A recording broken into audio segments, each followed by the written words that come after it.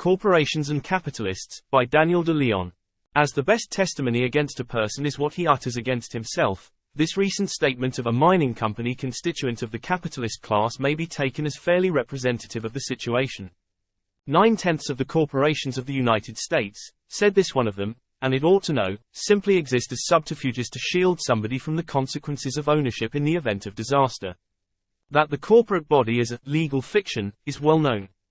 That a corporation enjoys, in matters of law, all the advantages that a disembodied spirit would have in evading barbed wire fences, is a matter of common observation.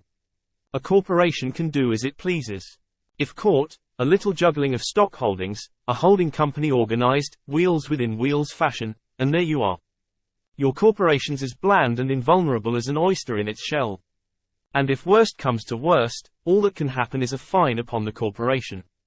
The individuals who compose it go scot-free, unfinable, unimpeachable, ready to do it all over again. In this way, it may well be true that 9/10 of the corporations of the country have no reason for existence other than lifting someone above the law. It was not always so. The corporation in its origin had a legitimate, a valid basis for being.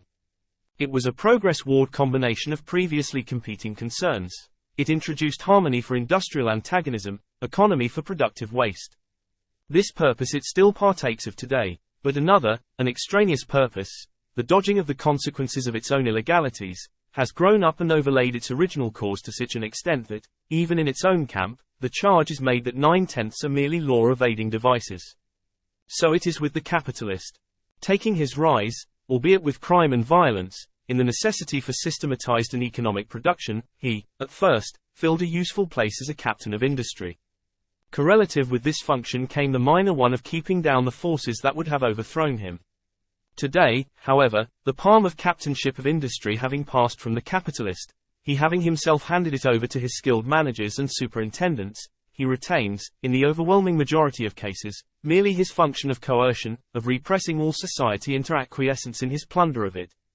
As with the corporations, it is perfectly safe to say that, with 9/10 of the capitalists, their only reason for living is not their legitimate one of assisting, but their wholly illegitimate one of victimizing and lambing the arm of society.